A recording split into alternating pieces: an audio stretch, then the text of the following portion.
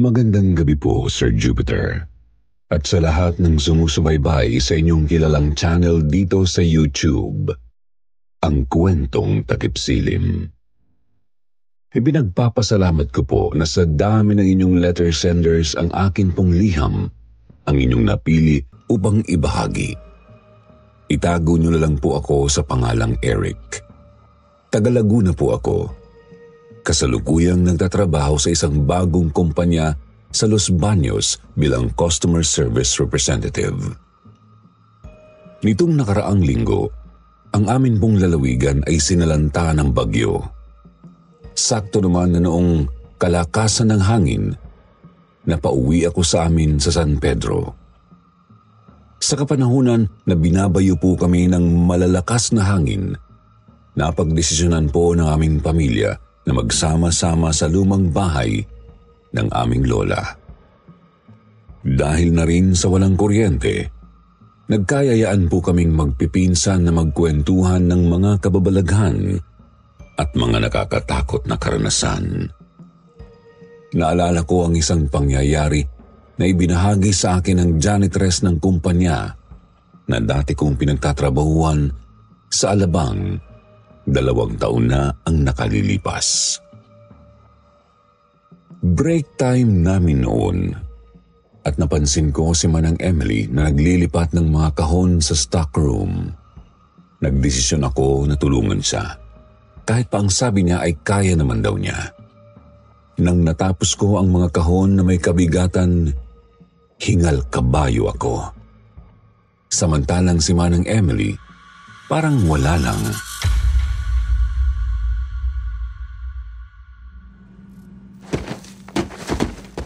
King batang ere, abay daig pa kita. Ako'y 61 na pero hindi ako hinapo doon. Sabi naman sa'yo, kaya ko eh. Ay naku Manang Emily, kahit pa sabi nyo na kaya nyo kapag pububuhatin at ganun kabigat, magtatawag po kayo. Malulutong na po yung buto ninyo. Sus! Baka nga kapag ako'y hinamon mo ng bunong braso ay mabalian ka pa. Okay po, pero 66. Retirable na yun ha? Oo, pero kakilala ko ang bisor dito. Napakiusapan ko na kung pwedeng magtrabaho. Total sabi ko kaya ko pa naman. Ayun, pumayag kasi nga may RA. RA 9994 po. Yun! Kaya heto, andito ako. Pero Manang, wala po ba kayong kamag-anak na pwedeng tuluyan o mag-aalaga sa inyo? Ha? Aanin ko naman ang mag-aalaga. Kaya ko pa naman. Totoo yan. Sa edad nyo na 66, ang lakas nyo pa. Anong lihim ninyo? Sanggol na sariwa. Mula sa sinapupunan ng ina. Po! Sus! Nanlalaki ang mata mo. Natakot ka ga? Uy, Manang Emily nantitrip. Eric, matatakotin ka ba? Di naman po. Mahilig nga ako sa horror eh. Ay, ganun ba? Gusto mo ba kwentuhan kita? Sige po. Pero, huwag mo itong mababanggit doon sa team leader nyo, ha? At doon sa head nyo. Ay, bakit naman po? Mga kilala nila kasi ang mga yun. Madami-dami na ding nawala sa kumpanyang ito matapos kong makwentuhan. Kung hindi nag-resign, ay nasipa. Bawal po magtanggal sa trabaho ng walang legal o balidong dahilan. Abay, kung walang ginawang tama o di kaya ay nakasasagabal na sa trabaho, hindi mo tatanggalin. Ano kaya yun? Para naman naghahabilan ng kwento matandang to eh. Hayaan na nga lang. Mahaba-haba pa naman ang break ko. Magandang pampalipas oras. Curious ako Manang Emily. Simulan nyo na yung kwento para makarami tayo. Hala, sige. Pero, huwag mo kong kukulitin kapag hindi ka makatulog at makaranas ka ng kakaiba. Ako pang hinamon. In-binge-watch ko ng The Grudge, The Ring, pati ng buong linya ng Conjuring at Insidious. Chicken feed, wala to.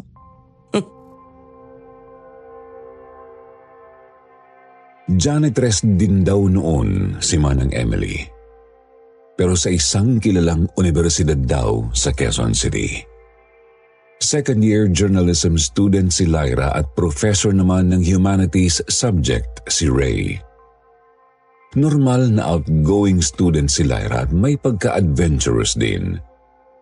First year pa lang siya, sikat na siya dahil sa mga travel blogs niya na na-publish na sa tertiary school paper. Sa kabilang banda naman, si Ray, sikat na professor dahil bukod sa balitang mula sa mayamang pamilya, tall, fair, and handsome daw ito. Mabait din at sadyang magaling makihalubilo. Kaya naman kahit mahigit 30 na siya, madaming estudyante pa din ang may crush sa kanya. Hindi nila alintana ang laki ng agwat ng edad niya sa kanila. Biruan nga daw na hindi ito natanda. New Age vampire daw. Gayunpaman balita din na may pagkamisteryoso daw ito na lalo lang dumagdag sa appeal niya sa mga kababaihan.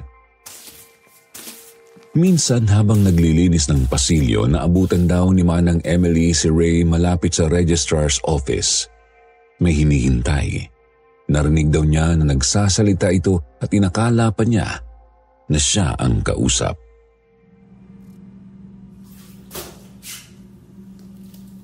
Walang palya. Siguradong mapapansin niya yan. Itinali ko sa paa nung manika ang buhok niya na palihim kong kinuha nung minsan ko siyang makasalubong. Inusalan ko din ang pangungusap ang manika para siya lang ang makakakita. Sir, kinakausap niyo po ba ako? Manang Emily, hindi po. May nire-recite lang po ako. Ah, ganun ba? Opo. Pasensya na po kayo, sir. Ay, ang cute mo naman. Kanino ka kaya? Ay, kawawa ka naman. Wala man lang pumulot sa'yo. Akin siya. Ay, Salamat sa pagsaklolo sa kanya. sir, sa anak niyo po? Binata pa ako. Sorry po. Bigay po ba yan ng girlfriend niyo? Huwag mo na akong puin. Bakit? Mukha na ba akong lolo? Ay, hindi po, sir. Sige nga. Try mo nga hulaan ang edad ko. Base sa nakikita mo. Mga 24 or 27? Parang ililibre kita sa mamahaling kape niyan eh. Mahigit 30 na ako. Oh my, hindi po halata. Parang hindi po kayo tumatanda, sir. Actually, crush nga po kayo ng mga classmate ko na naging professor namin kayo sa humanities last year. Classmates mo lang?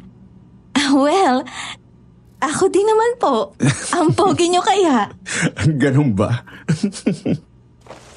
About sa tanong mo dito sa manikang ito. Oo. Bigay siya ng girlfriend ko. I mean, nung former girlfriend ko. She died 9 years ago. Oh, I'm sorry for your loss, sir. Sa tingin ko, fate itong matatawag. Malay natin, itong kagustuhan niya. Naawa na siguro sa akin. 9 na taon na din naman akong mag-isa. May pagkamarites din si Manang Emily kasi sabi niya, matapos daw ang nasaksihan niyang palitan ng dalawa, malimit na daw niya itong makitang magkasama. Sa kantin, sa may library, o kaya naman ay malimit daw niyang makita na hatid ni Ray si Lyra sa klase. Naging matunog daw ang ugong sa school na mayroon ng relasyon ng dalawa. Pero ayon daw kay Ray saka na kapag nakagraduate na si Lyra.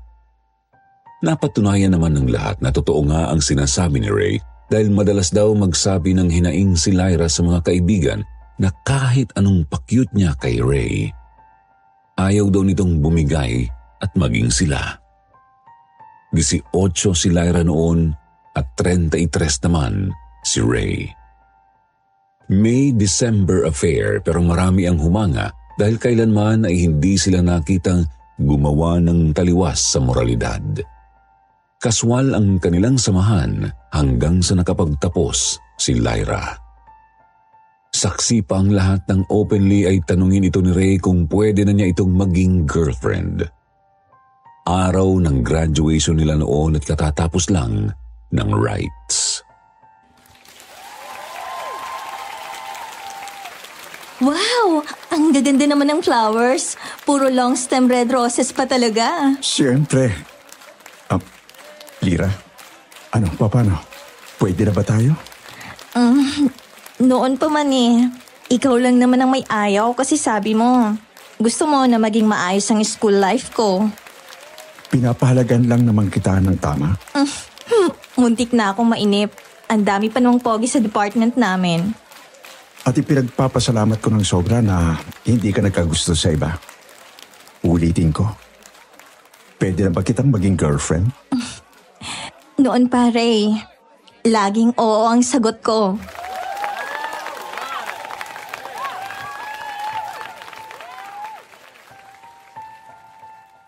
Bente na si Lyra noon at 35 naman na si Ray nang maging magkasintahan sila. 5 taon din daw naging mag-on yung dalawa. Siyempre nandun pa din si Ray sa school bilang professor habang si Lyra naman ay paruot parito sa iba't ibang lugar sa Pilipinas. Funded ng graduate school department ang bawat biyahe niya kung kaya't nadalaw pa din siya sa school. Di naglaon, nagpakasal na ang dalawa. Hindi din naging lihim sa buong universidad ang hirap nila upang makabuo ng anak. Minsan daw itong nakausap ni Manang Emily sa kantin at mukhang aburido na rin. Ray, kumusta na? Manang Emily, eto, namomroblema. Gustong-gusto na namin magkaanak ni Lyra pero sadyang hindi makabuo eh. Matanda na yata ako. Ano bang matanda? Wala ka pa namang 50. Kahina naman ang batang to. Abay, sipag-sipagan mo kasi. Hindi naman nabubuo ang bata sa hawakan lang ng kamay. Sa bagay nga lahat naman ng bagay ay may panahon. Baka sadyang tiyaga lang ang kailangan namin. At sabi nyo nga, ay sipag. At hindi nga nagtagal, nagdalang tao na si Lyra. 27 na daw ito noon at 42 si Ray. Proud tatay daw ito kaya kahit ang mga estudyante niya ay hindi niya pinalampas na balitaan. Sir, congratulations. Thank you. Alam na ng buong school, nakakahiya. Kahit sa alumni office, binabati din nila ako. Talaga namang itinakas mo pa yung kit ko. Kahit si Manang Emily nalaman na, inihatid pa ako. Siyempre, pinagkalat ko kaagad. Manang Emily, salamat sa paghahatid kay Mrs. Walang anuman ho. Kay tagal nating naghintay na mabuo siya. Natural lang proud father ako. Ay nako Ray, baka mapag-Guinness ka na sa kategoryang World's Proudest Dad. Kahit hindi na ako mapag-Guinness ang mahalaga, andito ka at ang ating supling. Maraming salamat, Lyra, sa pagbibigay katuparan sa pangarap ko. Pinapakilig mo na naman ako niyan. Ay, nakakakilabot. Tanghaling tapat umaalulong yung aso. Kailan pa nagka-aso sa unit natin? Ay, alaga po ng kantin yun. Ibinigay ng organisasyon na nangangalaga daw sa community animal sa paligid ng university. Wala yan. Huwag mong pansinin. Baka nakikiselebrate lang sa atin yan. Nahawa siguro sa excitement ko. Ikaw talaga, puro kabiro.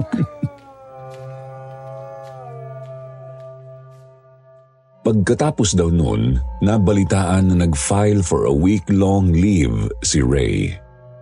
Balak daw nito na ipasyal ang asawa niya. Ilang araw matapos ang pagkalat ng balita na buntis na si Lyra, siya namang ulan daw ng malas ni Manang Emily. Anong kamalasan, Manang Emily? Aba sunod-sunod na nangamatay ang mga alagang community animals ng university. Sa kamalasan, ako ang napagbintangan na may gawa. Hindi nga ba? Sabi niyo kasi aswang kayo eh. Abay, lokong batang ito ha. Kung aswang man ako, hindi ko pag-e-interesan ng mga yon. Biro lang po. Chill. Pagkatapos po anyari? Ayon kay Manang Emily, napag-initan daw siya at tuluyang nawalan ng trabaho. Paalis na daw siya nang lapitan siya ni Ray at alukin na maging kasambahay nila. Wala naman daw masyadong gawain sa kanila, lahat ay halos di kuryente. May sarili ding tagalinis ng bahay na 3 beses sa isang linggo kung pumunta.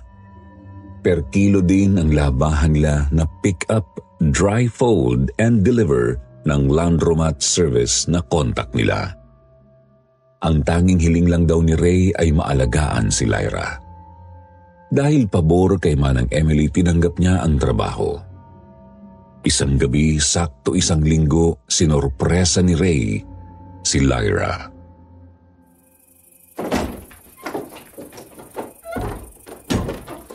Lyra, andito na ang tickets natin. Tingnan mo, oh. Thailand? Sa Yudon Tani talaga? Oh, thank you. Pero bawal kang magliwaliw sa mga delikadong lugar. Hindi naman delikado ang Camp Chanot Forest, Ray. Kahit saan, wag lang dun. Kung ganun, kahit sa templo na lang. Baka naman kontra ka pa. Sige, okay naman dun. Huwag ka nang magmaktul, okay? Manang Emily, kasama po kayo. Kasking mga ito. Ako ba ay maaari pa sa biyahe? Manang talaga, ayan. At ang lakas-lakas nyo pa. Parang gusto ko tuloy isipin na aswang kayo eh. Abay, bakit naman? Biro lang po. Malusog at malakas pa naman kayo eh. Sama na kayo sa amin ha. Para may kasama si Lyra na magpapaalala sa kanya. Medyo matigas ang ulo nito minsan eh. Kinabahan ako dun na. Parang hindi naman biro yun eh. Parang may alam itong si Ray. Kailangan kong mag-ingat. Sige, igi nga at nang magamit ko naman ang pasaporte ko. Ginagawa ko lang ID eh. Yan mo, Manang Emily. Isasama kita sa mga lakad ko kapag nakapanganak na ako. Ang kutob ni Manang Emily na may alam sa totoong pagkatao niya ang among lalaki ay napatunayan niya na may katotohanan. O mas tama na sabihin na ang nakalukob na kung anuman sa amo niya ang may nalalaman. Isang gabi habang papunta daw ng servants' quarters si Manang Emily, nakarinig siya ng anasan na parang may ibang taong kausap ang among lalaki. Inakala daw niya na may bisita sila at baka kailangan ng inumin. Kaya naman sumilip siya. Nasaksihan niyang nakadipa at may hawak na itim na insenso daw sa magkabilang kamay si Ray. Sa harap nito ay isang maliit na altar na nasa ibabaw ng kahoy na lamesa na balot ng itim na tela. May ribulto ng kung anong may sungay na imahe at Latin daw ang dasal ni Ray. Nang lingunin siya nito, puro puti ang mga mata nito at parang galing sa hukay ang boses. Ikaw, kilala kita. Ikaw na nabubuhay sa pagkain ng inosenteng buhay mula sa mismong sinapupunan ng isang ina. Hindi na ako nagtataka na kilala mo ako. Pero hindi ko maiwasang isipin kung bakit ang katulad mo ay nagdesisyong makisama sa mga tao na to. Ha? Tanda? Hindi ka din naman basta-basta, no?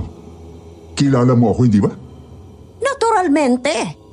Ngunit hindi ko tatawagin ang pangalan mo. Kung ako, kampo ng kadiliman, ikaw mismo ang kadiliman. Kadiliman na nasa totoo mo ding katauhan. Malas mo lang na nag-cross muli ang landas natin. At ikaw napagbintangan sa kamatayan ng mga hayop. Kung ganon, ay ikaw ang nag-impluwensya sa lalaking yun upang kunin akong kasambahay. Para saan? Para may kaunting partida. Natural. Nakakatamad kapag madaling makuha ang gusto, hindi ba? Hindi naman talaga ako kumpetensya, hindi ba? Tinitingnan mo kung makikilala ka.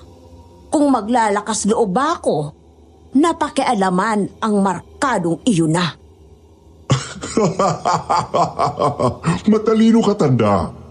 Mapanatili mo sana na nakalilibang ka para hindi ko mapagdesisyonan na dispatcha kita.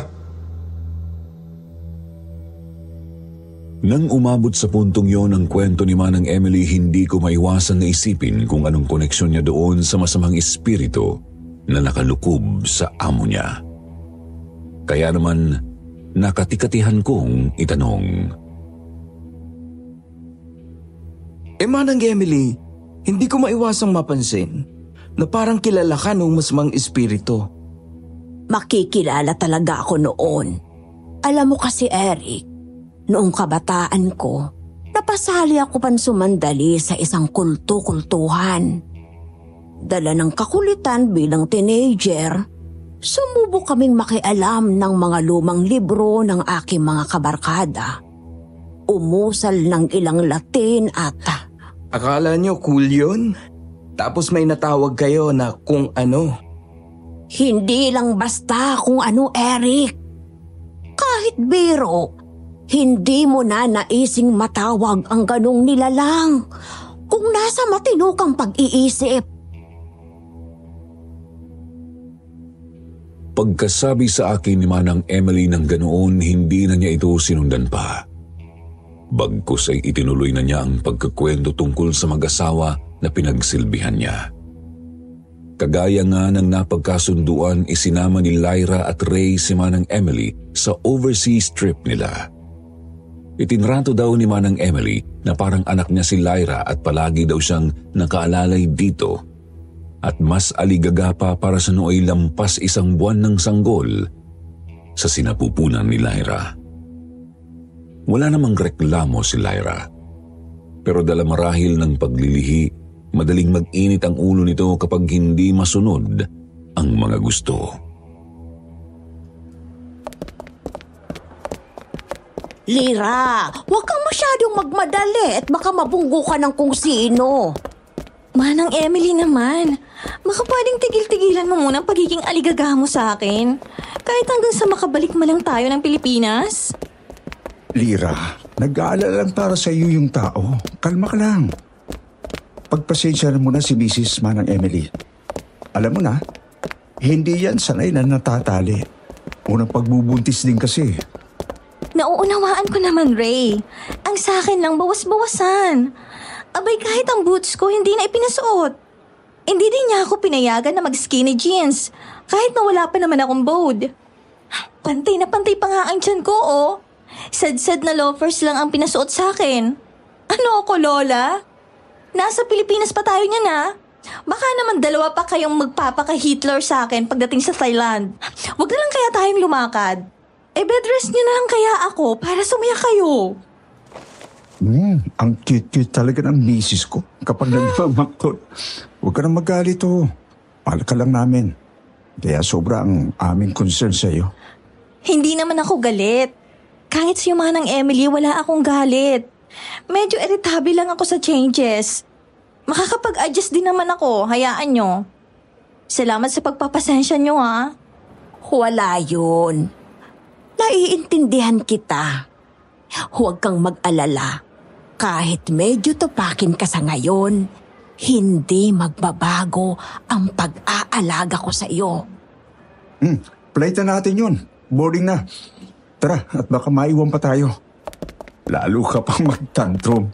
Baka paglabas ang baby natin yan ay nakasimangot. Magmukhang pitbull pa.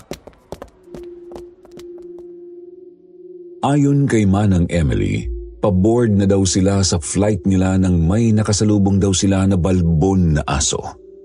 Katakatakang titig na titig daw ito sa mga amo niya.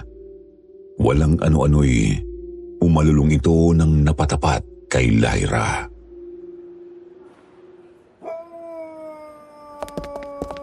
Salbahing aso yun ah!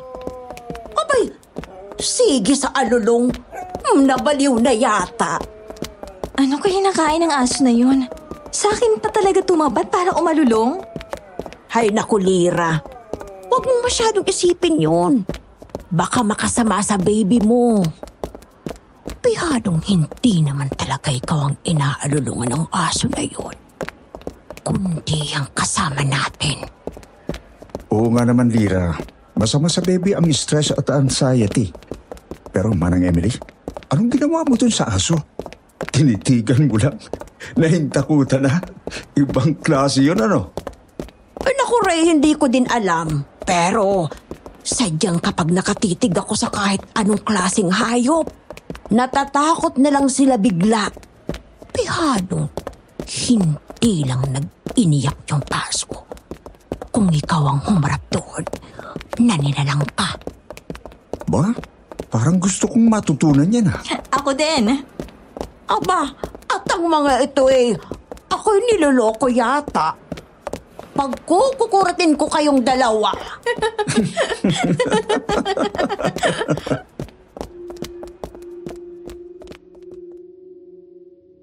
Nauwi sa biruan ang hindi magandang karanasan nila sa airport. Pero naulit daw yun habang nagala daw sila sa Thailand. Hapon daw noon, mga bandang 2:00, habang pumasyal daw sila sa lugar malapit sa kanilang hotel, sabay-sabay umalulong ang mga aso sa mga kalapit na kabahayan. Kitang-kita daw nila na tila nang hilakbot ang mga taga doon. Naranasan pa daw nila na hindi pansinin ng may-ari ng tindahan nang may magustuhan silang souvenir. Parang takot daw ito na dapuan ng kung anumang masamang bagay na bitbit nila. Nang subukan daw itong kausapin ni Ray, nagwasiwas pa ito ng mga kamay. Sira na din naman ang mood sa pagkala. Nagdesisyon na lang daw sila na kumain sa isang restaurant. Mainit daw ang ulo ni Lyra. Ay, hindi na nakakatuwa ito, Ray. Nakaka-stress. Imbis na juice ang inumin ko, dapat yata holy water. Huminahon ka, Lyra. Coincidence lang yun. Paano akong hihinahon, Ray? Sabihin mo nga. At saka anong coincidence ka dyan? Daig ko pang sinusundan ni kamatayan. Tanghaling tapat, inaalulungan ako ng mga aso. Hindi lang sa Pilipinas, maging dito sa bakasyon natin. Nakita mo ba kung paano tayo ipagtabuyan ng may-ari ng tindahan? Daig pa natin ang may dalang dyablo. Lyra, alam ko na nababahala ka. Pero kung hindi ka mapanatag, hindi ako magiging masaya. Kaya tayo na andito para i-celebrate si baby. Sabihin mo sa akin, ano ba ang magagawa ko para sa iyo? Para kahit papano masabi mo na nag-i-enjoy ka sa bakasyon natin. Kahit ano? Kahit ano, basta kaya ko at hindi makasasama sa iyo.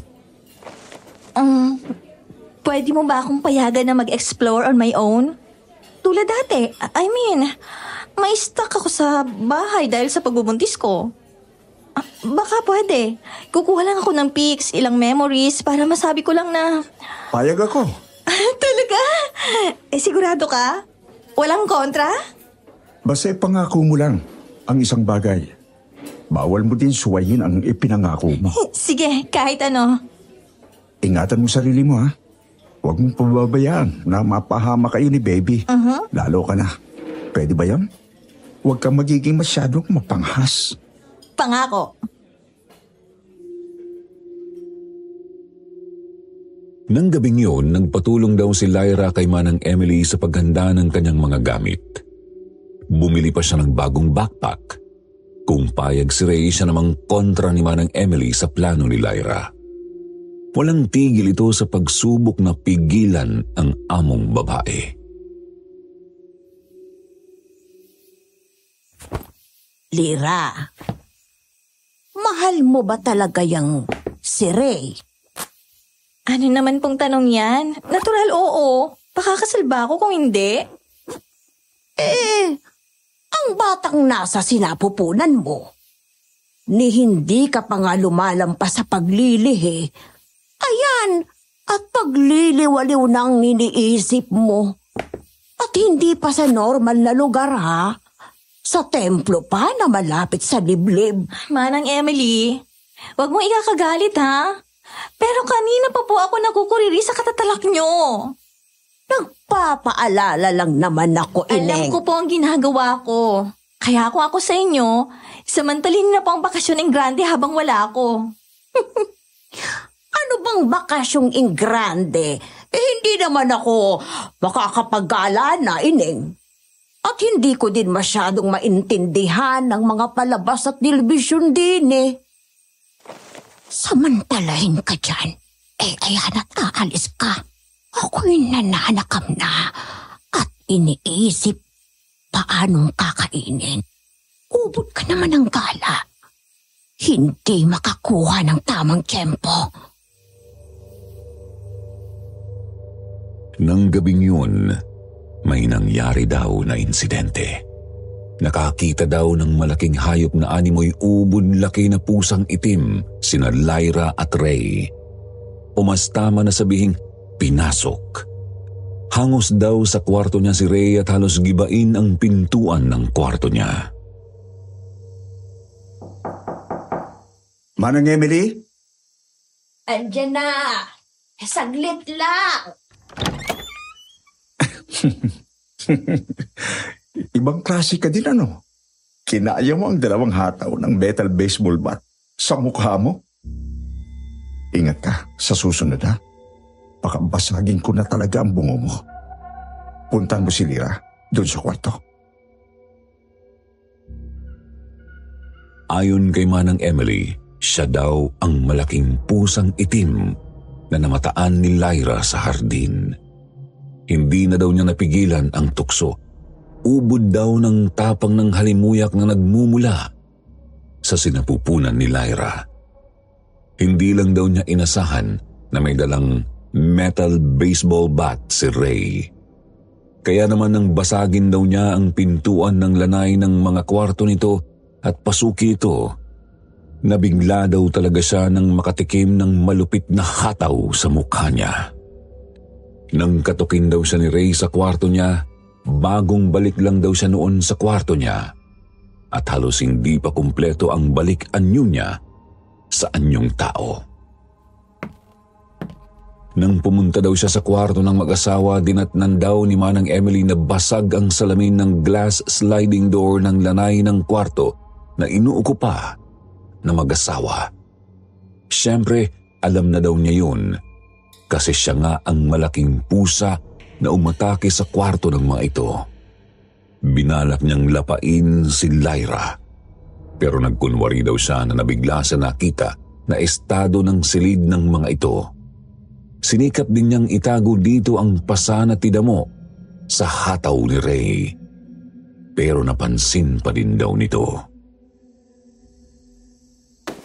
Naku, Lyra! Anong nangyari dito? Manang Emily, inaswang ako!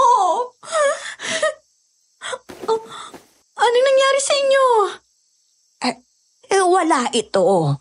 Tumama lang ako sa bedside table. Sa pagmamadaling marinig ko ang katok ni Ray sa pintuan ko. Kumalma ka na muna ha. Masama para sa'yo ang stress. Sa kabila daw ng nangyari, hindi nagpapigil si Lyra na tumuloy sa kanyang plano na lakad. Kinabukasan, maaga daw itong kumilos. Dala ang backpack, umalis si Lyra at sumakay ng taxi. Ang tanging paalam sa asawa ay sa kalapit lang na templo ang punta nito.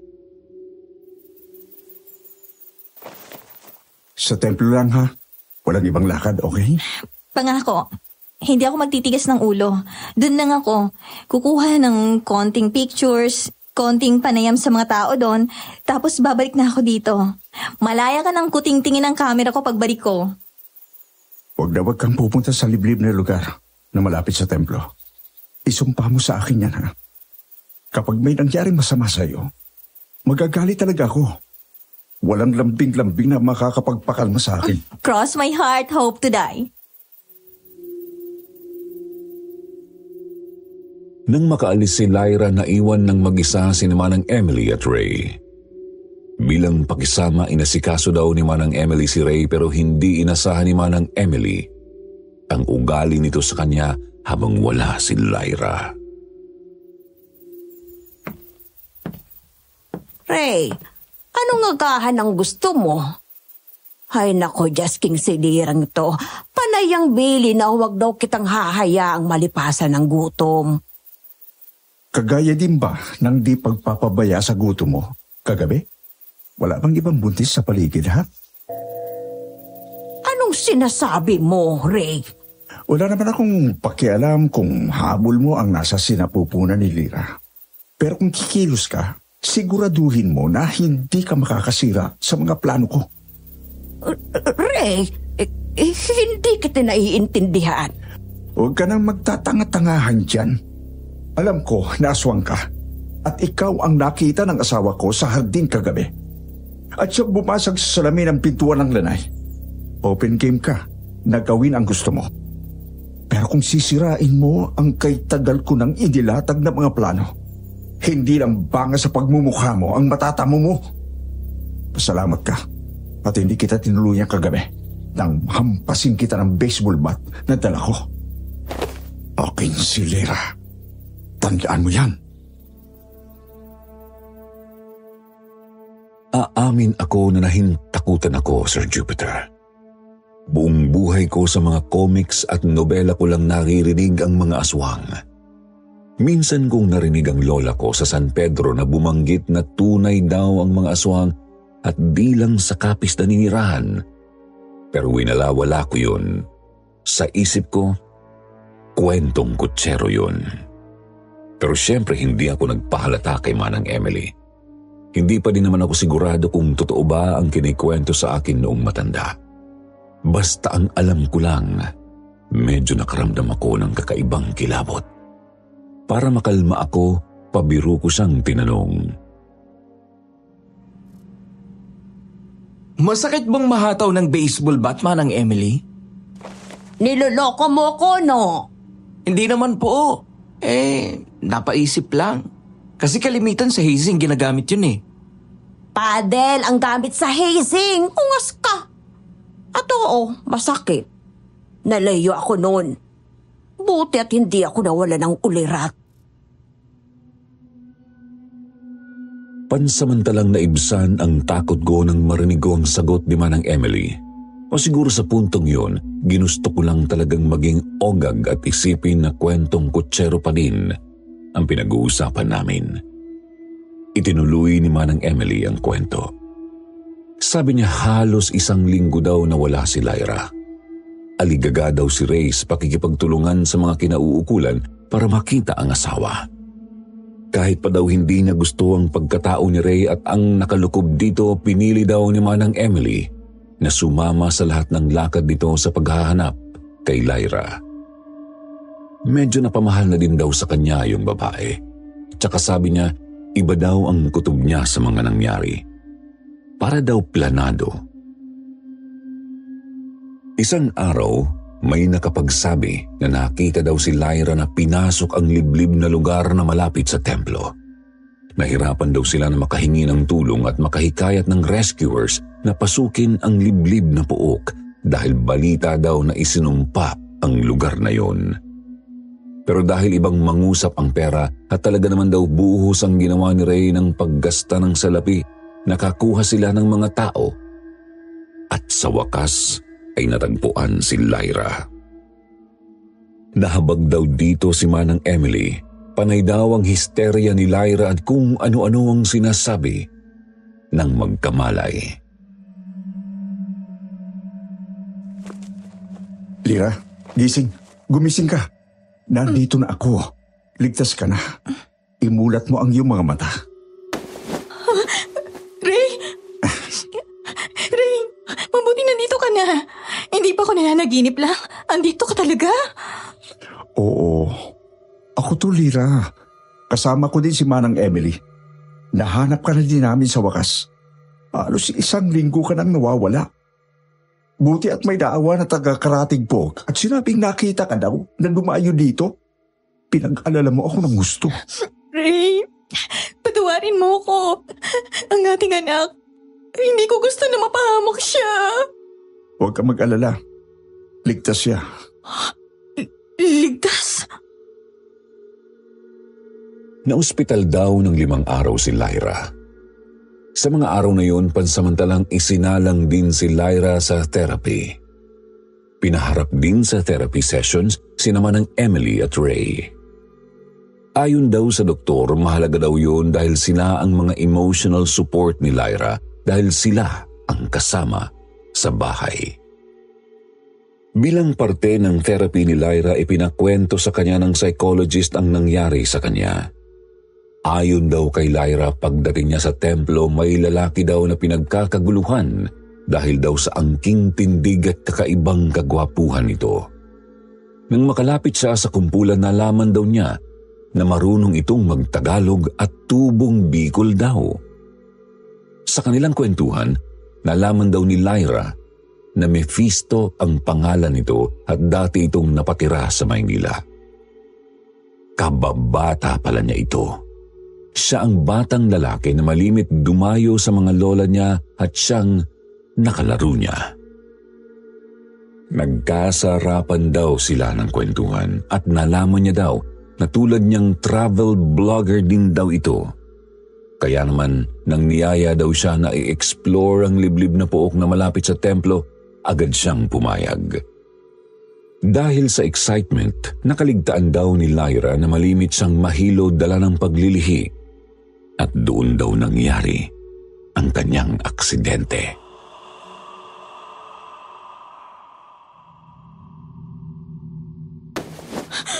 Hindi ito maaari. Hindi ito maaari. Ray, patawarin mo ako. Ang ating anak.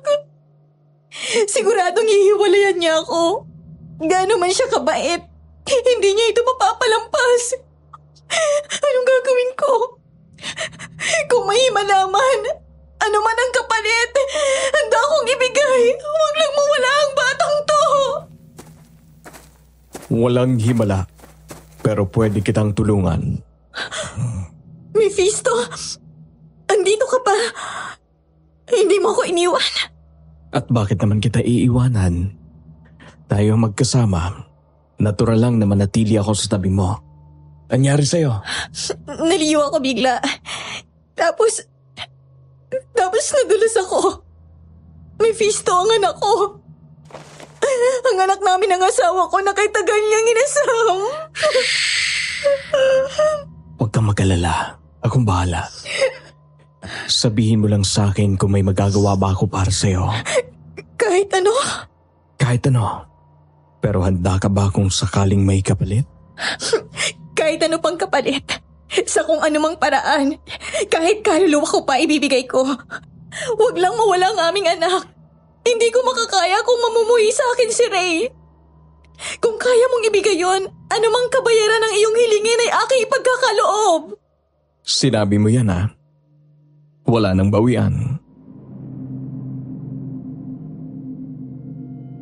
Ayon daw sa kwento ni Lyra, pagkasabi niya ng kanyang sagot, walang ano-anong pinangko siya ni Mephisto.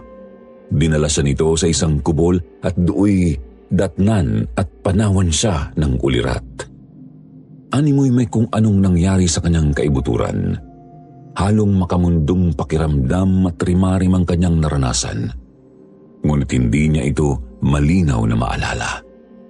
Ang tanging alam lang daw niya ay pagod na pagod ang pakiramdam niya at may takot na hindi maipaliwanag.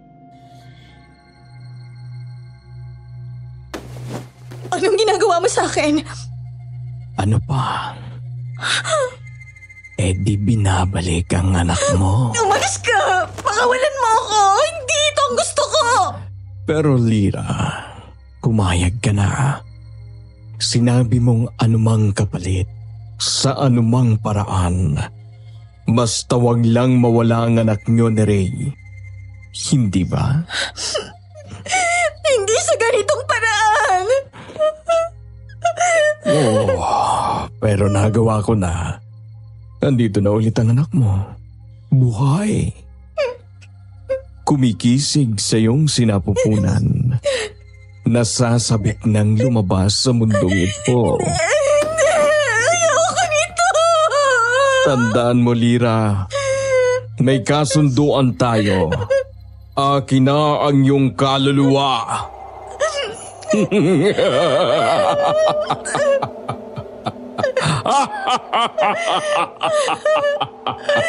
Ang kaluluwa mo ay pag-aari na ni Mephisto.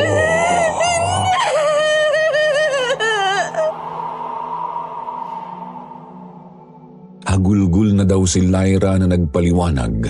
Nagsumamo na maunawaan nila ang kanyang naging sitwasyon. Sabi ni Manang Emily, iba yung awa ang nadama niya. Takot naman daw ang tumawid sa buong katawan niya nang mapagawi ang paningin niya sa sinapupunan nito. Ewan ba daw niya pero wala daw siyang maamoy na halimuyak mula dito. Naalala daw ni Manang Emily ang reports na narinig niya nang kinakausap ng pulis si Ray. Ayon sa investigasyon, wala daw lalaking kasama si Lyra. Pero may nakapansin daw kay Lyra na tila ba nakikipag-usap daw ito sa hangin. Bahagya daw napapilig ng ulo niya si Manang Emily nang maalala niya yun. Nang mapatingin daw siya sa mag-asawa na nooy magkayakap, larawan daw si Ray ng isang uliran at loyal na asawa na hindi na kinakitaan ng galit. Pero ang ngiti na nakapaskil sa mukha nito ay nagdulot ng ibayong kilabot sa kanya. Bakit? Anong meron, Manang Emily? Aba kung makakita ka ng nakangising demonyo, hindi ka ba maaapektuhan? Na-discharge daw si Lyra makalipas ang 5 araw at sa wakas ay nakauwi na sila ng Pilipinas. Iniwasan na din daw niya na maging sobrang close kay Lyra. Talaga daw na iba ang pakiramdam niya. Tila daw bumaho din ang amoy nito. Nang minsang maiwan silang mag-isa ni Lyra sa bahay, napilitan daw siya na samahan itong matulog. Pagsapit daw ng 3:00 ng madaling araw, nagising si Manang Emily sa mga tili ni Lyra na katabi lang niya. Pinilit daw niya itong gisingin at nang magmulat ito ng mata, iba yung takot daw ang nakita niyang nakarehistro sa mukha nito. Nang itanong daw niya ano ang napanaginipan nito, ikinwento daw ni Lyra ng buo. Ayon sa kanya, nagbalik daw siya sa liblib na puok na yon. Nagkidlat daw at naalulong ang mga aso at nandun daw si Mephisto.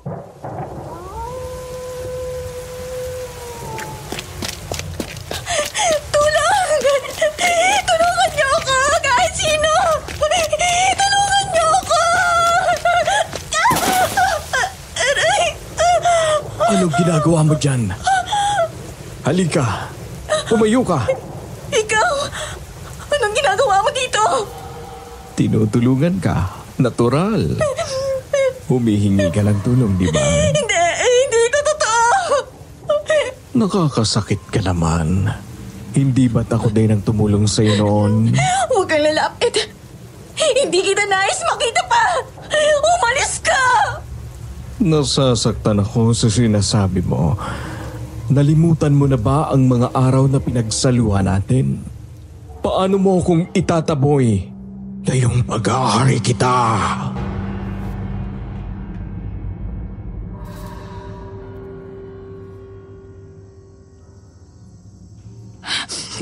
Akala ko talaga napabalik ako sa kasumpa-sumpang lugar na yan, Manang Emily. Salamat po at ginising niyo ako. O siya, kumalma ka. Pagkatapos ay sikapin mong makabalik sa tulog. Huwag kang mag-alala at sasamahan kita habang wala si Ray. Wala daw gabi na hindi naghisterya si Lyra. Malimit daw na magulat si Manang Emily sa tili ni Lyra lalo at kalagitnaan ng madaling araw. May mga gabi na siya ang kasama ni Lyra, ngunit kalimitan si Ray daw ang kasama nito. Isang umaga, 3 buwan ng pagdadalang tao ni Lyra na puno ang buong kabahayan ng tili nito. Naiwan kasi itong mag-isa sa kwarto. Si Manang Emily daw ay naghahanda ng umagahan noon kaya nasa kusina. Habang si Ray daw noon ay lumabas para kunin ang dyaryo sa labas. Inabutan daw nila si Lyra na nasa salas na at nagtititili. Nag-sleepwalk pala ito habang nananaginip ng masama. Nang mapakalma ito at tuluyan ng magising, kinausap ito ni Ray at tinanong kung anong nangyari. Ayon daw sa narinig ni Manang Emily, naniniwala daw si Lyra na ang bata sa kanyang sinapupunan ay anak ng dyablo. Ray, ang anak natin. Ang anak natin, hindi na itong anak natin. Papatayin niya ako. Anak na ito ng dyablo. Kailangan na natin siyang puksain. Ano bang pinagsasabi mo? Anak natin ang batang yan. Naghintay tayo ng 2 taon para lang mabuo siya. Ramdam ko nang magwala ang batang tumula sa loob ng tiyan ko. Ramdam ko nang magkuko ito at inahalukay ang sinapupunan ko mula sa loob. Bawat galaw ng kuko niya, ramdam ko ang hapdi. Unti-unti niyang pinupunit ang sinapupunan ko ng matatalas niyang kuko. Hanggang sa makita ko mga maliliit na daliri niya na may mahaba at maiitim na kuko na sumisilip mula sa loob ko. Kasunod ang ulo niya na may sungay, habang masaganang dumadaloy ang dugo mula sa aking bulwas na sinapupunan. Ito bang paraan mo ng pagsabi na gusto mo na akong hiwalayan? Na pinagsisisihan mo na dinadala mo ang ating anak? Ha? Anong gusto mo? Maghiwalay tayo? Ganun ba? Wala akong sinasabing ganyan, Ray. Kung ganun, linawin mo. Dahil wala akong ibang maisip kung bakit pumapasok sa isipan mo ang mga ganyang bagay. Ray, ang tanging gusto ko lang naman, maalis ang diablong to sa sinapupunan ko. Hindi na ito ang ating anak. Patay na siya. Pinatay siya ng pagiging matigas ng ulo ko. Yan na naman. Ano ba talagang ibig mong sabihin? Ilang ulit na tayong nagpatest bago ka dinischarge sa ospital. Ang bata ay buhay. Nang alukin ka namin na magpa-psychological help, ayaw mo. Sabi mo hindi ka baliw, tapos eto ka, gabi-gabi nagwawala ka. Ray, makinig ka sa mga sasabihin ko. Nais kong maunawaan mo na tanging katotohanan lamang ang mga sasabihin ko sa'yo. Dinig daw ni Manang Emily kung paanong inamin ni Lyra ang lahat-lahat. Ang hindi niya pagtupad sa pangako niya kay Ray, ang aksidente niya, ang tungkol kay Mephisto. Maging ang makamundong sandali na kanilang pinagsaluhan ay kanya ding ibinahagi sa asawa. Walang sandali na ginusto ko mga nangyari. Diring-diri ako sa sarili ko. Shhh! Naintindihan ko. Iwaksi mo na sa isip mo ang masamang bagay na yan. Naniniwala akong anak natin ang batang yan. At dala lang ng trauma mo sa liblib na puok na yon, ang mga napanaginipan mo. Paano kung anak nga ng diablang batang ito? Paano kung talagang namatay na ang anak natin? Na hindi na siya ito? Lyra, mabuti pa. Itulog mo na muna yan. Nandito lang ako sa tabi mo. Hindi kita iiwanan. At para hindi ka matakot, hawakan ko ang kamay mo habang natutulog ka. Kung gusto mo naman sa tuwing tutulog ka, ganito ang gagawin natin. Hindi ako magsasawa. Magkasama natin nga harapin ito. Hindi ka na pagalit. Ayoko maghiwalay tayo. Mahal na mahal kita, Ray. Ganon din naman ako sa iyo, Lyra. Mahalaga ka sa akin. Matapos daw na magkaayos ang dalawa, nakatulog daw si Lyra sa sofa habang nakaunan sa kanlungan ni Ray. Nasaksihan daw ni Manang Emily kung paanong lumabas ang tunay na kulay ni Ray. Sa wakas, nagkatagpo na din pala kayo ni Mephisto. Magaling, Lyra. Hindi mo ako binigo. Hindi maglalaon ay maibibigay na niya sa akin ang kanyang ipinangako. Mephisto? Sabi naman sa'yo, walang pailya ang mga plano ko. Bilib ka na ba? Hindi ako normal na tao lang. Ako si Ray. Ang sinabi ko ay sinabi ko. Akala ko, masama na ako. May mas malala pa pala sa akin. Ha? Wag mo akong ikukumpara sa iyo, Aswang. Kumpara sa akin, mababa ka lang na uri na nilalang. Pasalamat ka. At hinahayaan lang kita dyan. Hindi talaga tayo magkatulad. Paano mong naatim na maging malambing sa kanya? Gayong simulat sa Paul ay isinanla mo ng kaluluwa niya sa demonyo. Hindi na rin naman lugi si Lyra sa akin, ha? Lahat ibinigay ko sa kanya, pagmamahal, atensyon, buhay na masagana. Tsaka ako siyang hinintay. Maliit na bagay kung tutuusin ang hinihiling ko sa kanya. Nakapalit. Ibang klase ka ng kasamaan, Ray. Masahol ka pa sa diablong kinontrata mo. Kailan pa? Noon bang ikasal kayo? O noong panahon na magkabunggo kayo sa school kung saan pinulot niya ang manikang pag-aari mo? Mula pa noong 9 na taong gulang si Lyra.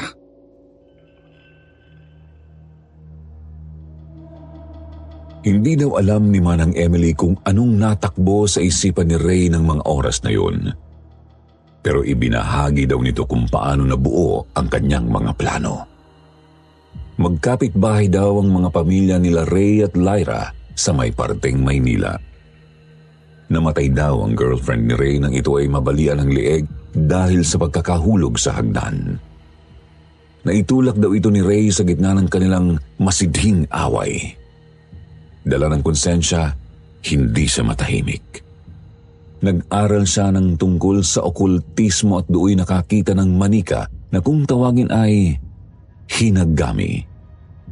Ang naturang manika daw ay gawa sa tela na puno ng lupa mula sa sementeryo. Pagkatapos tahiin, kailangan na ito ay iwanan sa daanan ng tao at hayaang maapakan ng 1,000 beses ng mga nagdaraan.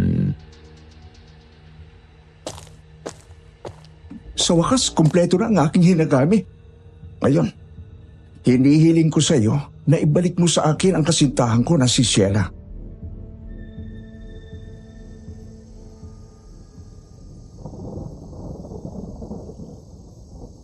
Wala namang nangyayari. Napeke ako, ha? Ang laki-laki mo na naglalaro ka pa ng manika. Sino ka? Paano ko nakapasok sa bahay namin? Anong paano? Ikaw ang nagpapasok sa akin. Ako, si Mephisto. Ano naman ang silbi mo sa akin? Ang itanong mo ay kung ano bang maibibigay mo sa akin para maibigay ko sa iyo ang iyong nais. Kung ikaw nga si Mephisto, wala kang ibang dais kung hindi kaluluwang alay. Oo, subalit depende pa rin kung gugustuhin ko. Paano kung kaluluwa ng iba? Maaari naman. Pero hindi pwede ang basta na lang kaluluwa ng kung sino. Kailangang mahalaga sa iyo. At pangalawa, kailangang kusang ialok o ibigay sa akin ng taong yon ang kaluluwa niya. Pwede na ba ang batang yun sa tapat ng bahay namin? Lyra ang pangalan niya. Mahalaga ba siya sa iyo?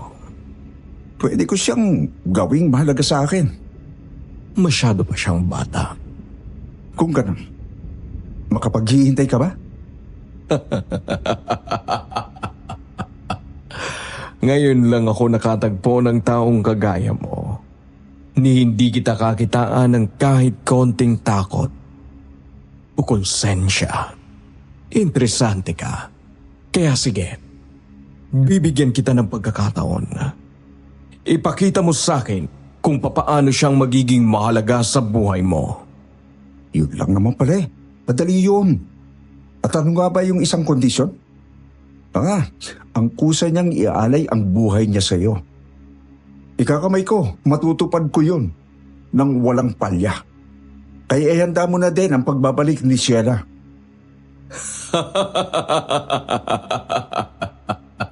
Aantabayanan ko yan.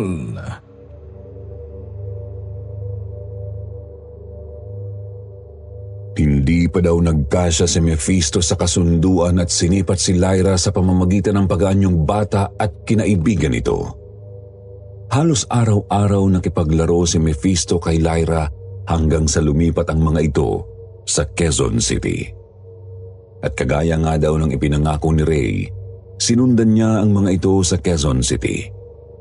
Ginamit ni Ray ang pera at impluwensya ng pamilya nila upang makalapit kay Lyra nang hindi halata. Ginawa niya itong mahalaga sa buhay niya. Ang aksidente ni Lyra ay kalkulado din niya. Bawat galaw, lahat ay tansyado at sigurado niya. Maging ang pagpulot ni Lyra ng manika ay planado. Lahat ng iyon ay ibinahagi niya kay Manang Emily na puno ng pagmamalaki. Nakakakilabot ka! Anong uri ng dyablo, impakto, demonyo ka ba? 9 taong gulang na bata? Naati mong ialay ang buhay? Huwag kang hipokrita, Emily. Parehas lang tayo. Kumakain ka ng laman at ako naman ng lalamang. Wala akong hindi kayang gawin. Mapabalik lang si Sheila sa akin. Halimaw ka! Wala tayong pinagkaiba.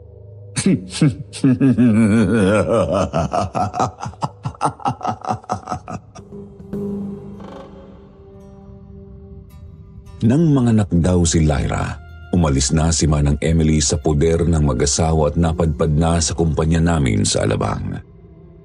Nang matapos niya ang istorya niya, hindi ko maintindihan para akong nilamig kahit pa naka-jacket naman ako. Parang pakiramdam ko may nakamasid sa akin kahit wala. Para mapanatag, minarapat ko na kaswal na magkomento sa kwento niya. Alis ng masamang pakiramdam ba? Ang wild naman ang istorya mo, Manang Emily. Hanggang ngayon, nananalangin ako na huwag kong makakasalubong sa daan si Ray o kahit pa si Lyra. Kita nyo nga naman, Manang Emily. Tapos ng break time ko. Eric, hindi ka naniniwala na aswang ako, no? Manang Emily, kahit batang maliit, hindi maniniwala sa inyo eh. Hindi ka man maniwala na tunay akong aswang. Sa istorya ni Lyra at Ray, hindi pwedeng hindi ka maniwala. Manang Emily, ang kwento ay kwento lang, no? Huwag nating siseryosohin. Pero maraming salamat po sa kwento. Nalibang ako. Nawala din ang antok. Medyo naapektuhan na din po ako sa totoo lang. Paano ba namang hindi? Para bang may kakaibang kinang ang mata ni Manang Emily. Para bang gusto niyang sabihin sa akin na wala akong choice kundi maniwala. Pabalik na ako sa unit ko nang bigla niya akong hawakan sa braso. Nalimutan kong sabihin kung bakit iniiwasan na pag-usapan ang istorya ng dalawang yun. Bakit po? Ano bang meron? Ang sino mang bumanggit sa kanila o di kaya ay makwentuhan ang istorya nila, pinagpapakitaan ni Lyra sa loob ng 13 araw. Sinasabing wakwak daw ang sinapupunan nito at hinahanap ang anak niya. Malalaman mo na magpapakita si Lyra kapag nakakita ka ng lumang maliit na ragdal sa daan. Pagkatapos ay aalulong ang aso sa katanghaliang tapat.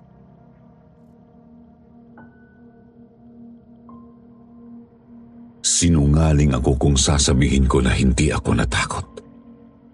Kaya naman walang lingong likod kong iniwan si Manang Emily sa rest area. Natakot man ako, binaliwala ko ang babala niya. Sabi ko nanloloko lang siya. Tsaka sino bang bano ang maniniwala sa ganun? Pero matapos ang 3 araw, nagsimula na ang mga kakaiba kong karanasan. Malimit akong mag-isa sa shared house namin noon. 4 kami. 2 lalaki at 2 babae. Social butterfly ang lahat ng ka-shared house ko. Daig pa ang mga kabuti. Kung hindi nagbibiyahe, nagdidisco sa kung saang club sa Makati. Isang beses, araw ng Martes, hating gabi, saktong hindi bumalik ang mga kasama ko. Nag-text lang na may outing daw sila sa isang resort sa Calamba. Niyaya naman nila ako, pero sadyang wala akong gana na gumala. Mas gusto ko pa na bumawi ng tulog. Nasa kalagitnaan ako ng pagpapaantok nang mapansin ko na tila ba may parang anino sa may kurtina ng bintana ng kwarto na inuukup ako. Animoy nakatitig ito sa akin. Hindi ako matatakutin pero sadyang hindi ako mapakali, kaya naman tumayo ako at hinawi ko ang kurtina. Kagaya ng inaasahan, wala naman akong nakita. Pero pagtingin ko sa sahig, may nakita akong maliit na ragdoll na animoy keychain para sa backpack. Pinanlamigan ako. Nangilabot. Naalala ko ang kwento ni Manang Emily. Pero false alarm lang pala. Kasi biglang tumawag sa cellphone ko ang isa sa ka-shared house namin at hinahanap ang ragdoll keychain niya. Regalo daw iyon ng boyfriend niya. Siyempre nakaramdam ako ng kapanatagan. Sumagi man sa isip ko ang katanungang, paano napunta yun sa kwarto ko? Binaliwala ko na lang. Ang tanging tinutukan ko ng pansin ay natakot ako para sa wala. Pero hindi pala yun, wala lang. Nabigyan kami ng vacation ng kumpanya. Imbis na sumama ako sa outing sa Boracay, nakisuyo ako na baka pwede akong umuwi sa amin sa San Pedro. Pinayagan naman ako. Sakto na nandoon ang lola ko na may third eye daw. Ewan ko ba, pero mula nang umuwi ako, wala nang ginawa ang lola ko kundi titigan ako ng matiim. Minsan, lampas pa ang tingin para bang may ibang nakikita sa akin. Di yung tipong may katabi o kasunod ako na siya lang ang nakakakita. Natapos ang 1 linggong bakasyon ko. Nang magmano ako sa lola ko bago ako umalis, may sinabi siya sa akin na ikinabigla ko. Sabi niya pagkabalik ko daw sa shared house namin, dumiretso daw agad ako sa simbahan. Sikapin din daw na magkapagmano sa pari at magsaboy din daw ako ng asin sa ilalim ng higaan ko pagkarating ko. Siyempre, nawirduhan ako sa kanya. Di naman siya dating ganoon pero ang pagwawalang bahala ko na yun pala, pagsisisihan ko. Sa jeep nakakita na naman ako ng ragdoll. Ipinagtanong ko kung kanino yon, pero wala ni isa man ang tumanggap ng naturang bagay. Isang mama ang kumuha noon sa akin at ng mabuting loob na itapon iyon sa basurahan. Kasi madumi na din naman daw tingnan. Walang kakaiba sana maliban sa pag-uwi ko sa shared house. Bayaran ng upa kaya pagdating ko nakaabang na ang may-ari. Dahil alam ng lahat na ako ang unang nandun, sa akin inihabili ng pag-aabot ng bayad. Biglang nag-alulong ang Siberian Husky na dala ng may-ari. Pinanindigan ako ng balahibo.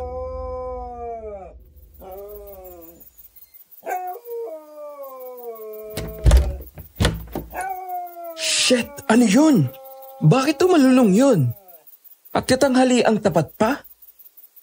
baka totoo na yata ang kwento ni Manang Emily. Eric, ano ba? Tumino ka nga. Para kwento lang, nagkakaganyan ka na. Bano! Pero hindi doon nagtapos ang kakaibang mga pangyayari. Kinagabihan, nag-iisa na naman ako. Inayos ko ang mga reports na dapat ipasa. Medyo groggy na ako kaya nagdesisyon ako na sumubsob ng kaunti sa work table ko para umidlip. Pagkapikit pa lang ng mga mata ko, naramdaman ko na parabang may naglalakad ng yapak sa sahig ng kwarto namin. Tapos nakarinig ako ng parang may humihikbi. Nang magmulat ako, nakakita ako ng babae na duguan ang parting baywang. Pero mali ako. Hindi pala siya basta duguan. Wakwak ang kanyang bandang tiyan. Naalala ko ang kwento ni Manang Emily, pihadong si Lyra ito. Lumuluha siya, tila ba may sinasabi. Ang anak ko. Nakita mo bang anak ko? Wala sa akin ang anak mo! Ang anak ko! Ibalik mo sa akin ang anak ko! Nagising ako na basang-basa ng pawis. Parang may mga toro na natakbo sa loob ng puso ko. Pakiramdam ko umakyat ang puso ko hanggang sa aking lalamunan. Para kumalma, uminom ako ng tubig at nagdesisyon ng matulog ng ayos sa kama ko. Subalit, maling desisyon yata ang ginawa ko. Pagkalapat ng likod ko sa kama, agad akong nahimbing upang magulantang lang ng maramdaman ko na tila ba may nakadagan sa aking dibdib. Pagmulat ko, nakita ko yung babae na naghahanap ng kanyang anak. Si Lyra. Naglilisik ang kanyang mga mata. Namumula, may ngiti sa kanyang labi na nagpatindig sa aking balahibo. May kakaiba din na amoy na nanggagaling sa kanya. Gustuhin ko man siyang itulak palayo, hindi ko magawa. Paralisado ang buong katawan ko.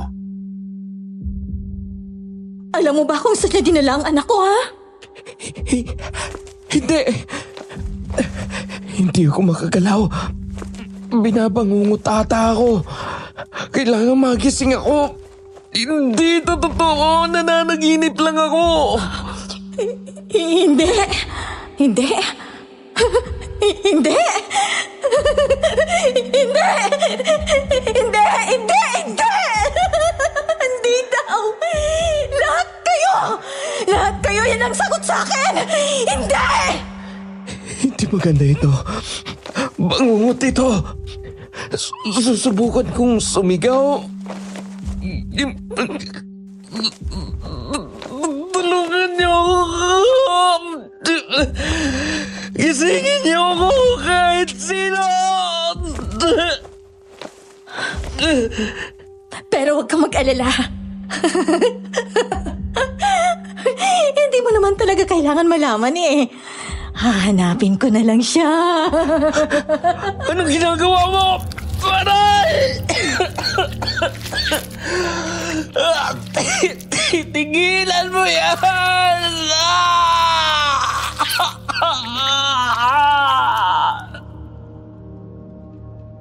Naramdaman ko na lang na hinuhukay ng mga daliri niya na may maitim at mahahabang kuko ang pusod ko.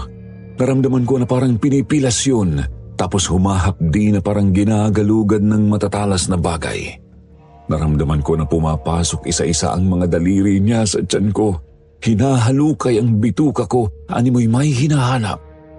Mainit na masakit. Napasigaw ako sa takot at nagising ako na nakasubsob pa din sa lamesa ko.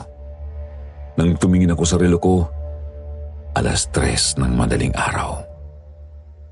Sabi ng lola ko kapag daw nagising ka ng oras na yon, may ligaw na kaluluwa daw na nasa paligid at tinitingnan ka. Napaggala ako ng tingin sa kwarto namin. Wala naman akong nakita. Hindi ko alam kung dahil sa bermads na noon o dahil takot pa din ako. Pero iba ang lamig ng hangin na naramdaman ko. Sabihin na nating natakot nga ako. Pumunta ako ng kusina ng shared house namin at naghanap ng asin. Kumuha ako ng isang dakot at bumalik sa kwarto upang isaboy sa ilalim ng kama ko. Hindi ako mapagpaniwala sa kung anuman pero hindi ko gustong matulog at maulit ang bangungot ko. Mukhang tumalab naman dahil nang matulog ulit ako, hindi na ulit ako nanaginip. Makalipas ang 3 araw matapos kong makita si Lyra sa panaginip ko, muli ko siyang nakita at hindi isang panaginip. Sakto na nandoon ang mga ka-shared house ko. Ilang araw na din akong hindi nakakaligo ng ayos. Lagi akong nagmamadali. Nang araw na yun, nagdesisyon ako na mag-e-enjoy sa banyo. Walang ano-ano'y nakita ko si Lyra sa salamin at ang wakwak nitong sinapupunan kung saan nakalaylay ang bituka nito. Nang napansin ko na palapit ito sa akin, nilimot ko ang lahat ng hiya at tumakbo akong hubot-hubad papunta sa kwarto ko. Yung isa pang lalaki na kasama namin sa bahay, hinabol ako. Tinanong niya kung ano ang nangyari sa akin. Nagpalusot na lang ako na nakakita ako ng malaking gagamba sa banyo at natakot ako. Maghapon akong naging sentro ng tuksuhan nila, pero hinayaan ko na. Kinagabihan, nanaginip na naman ako ng nakakatakot. Dahil ilang gabi na din akong walang maayos na tulog, medyo naaapektuhan na din ang performance ko sa trabaho. Minsan pa akong napaidlip sa harap ng unit ko tapos nagising akong nasigaw dahil sa takot.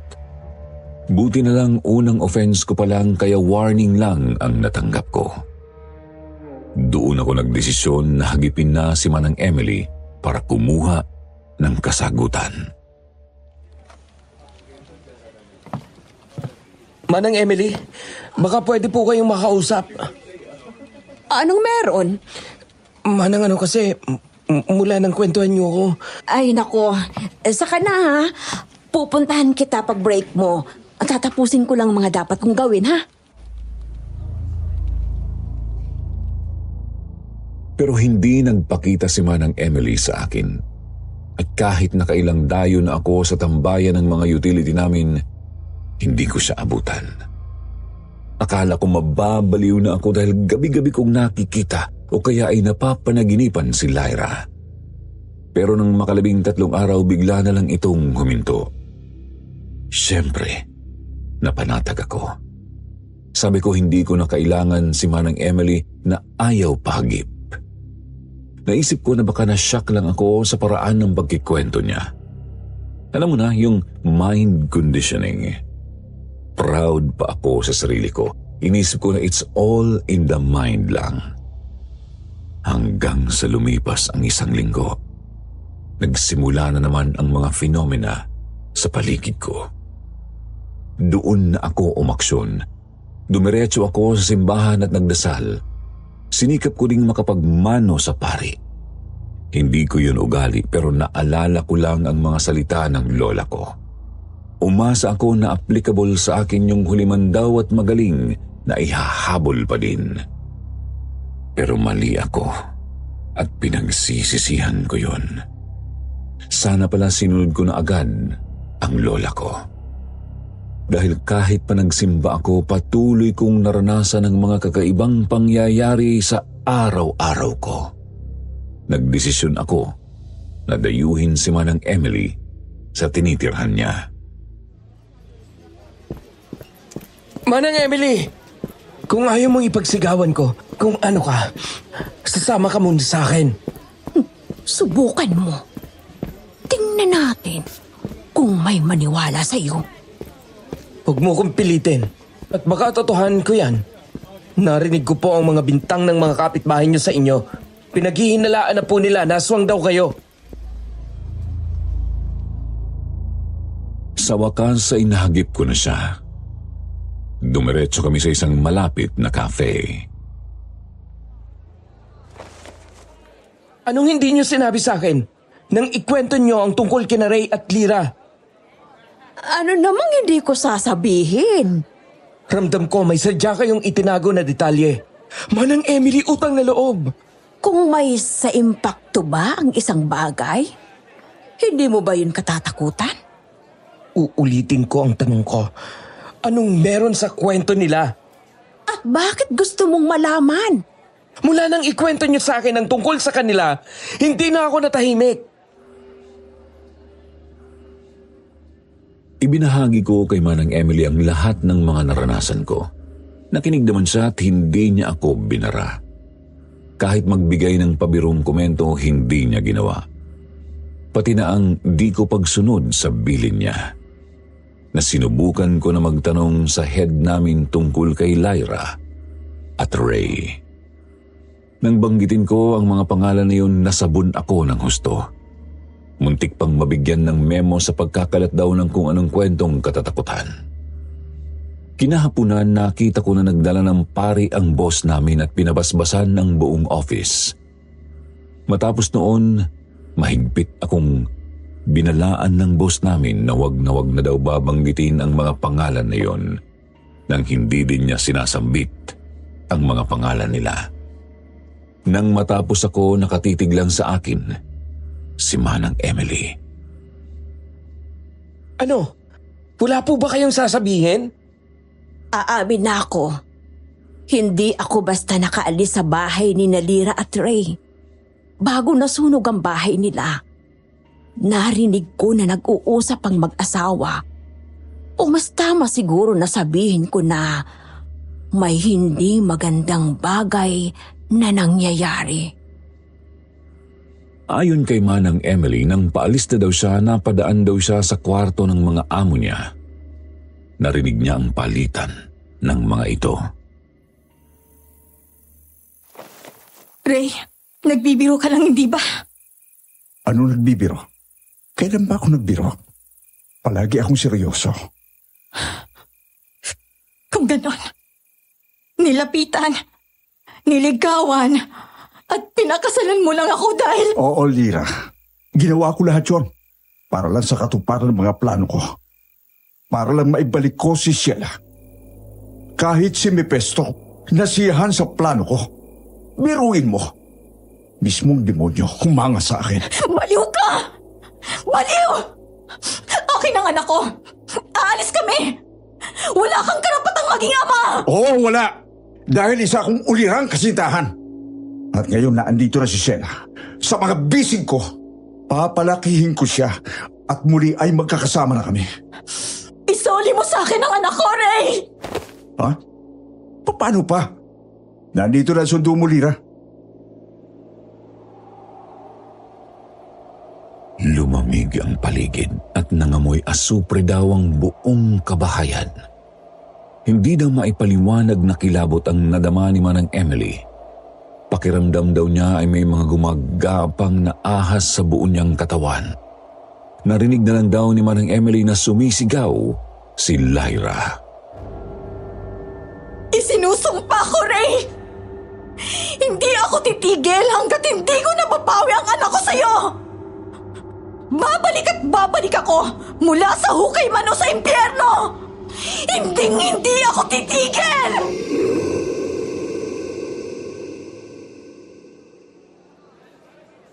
Tapos? Anong tapos ka dyan?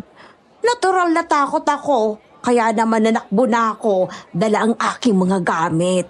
Pagkatapos noon, sumabog na ang balitang nasunog ang bahay nila. Lahat ba ng kwentuhan mo dumadanas ng dinadanas ko ngayon? Hindi lang ang mga kinuwentuhan ko. Maging ang mga tao na simple lang na nakiosyoso sa istorya nila, nagkakaganyan din. May iba na nagpapatiwakal dahil sa takot. Yung iba naman, nagpapakonsulta na sa doktor para maresetahan ng antidepressants o kaya pampatulog. Anong gagawin ko para mawala ito? Simple lang. Ikwento mo sila sa iba. Matatahimik ka na.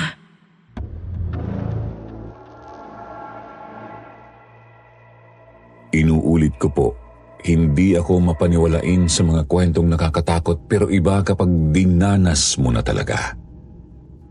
Hindi ko man ito naikwento sa aking mga kamag-anak, nagdesisyon ako na dito na lang ibahagi.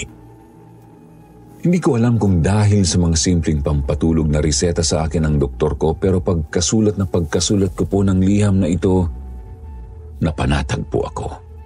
Bagay na hindi ko naranasan kahit pa noong lumipat na ako ng kumpanya. Sa mga nakapakinig ng aking istorya, hindi nyo naman kailangang maniwala. Pero hindi din naman makakasama na magdasal. Magsimba na din kayo at kung posible magmano sa pari. Magpabasbas na din kayo ng holy water sa ulo nyo. Mainam na din na agaran kayong magsaboy ng asin sa ilalim ng inyong mga higaan. Hanggang dito na lang po, Sir Jupiter. At ngayon pa lang po, humihingi na ako ng paumanhin sa lahat ng nakarinig sa aking kwentong ibinahagi. Maraming salamat po.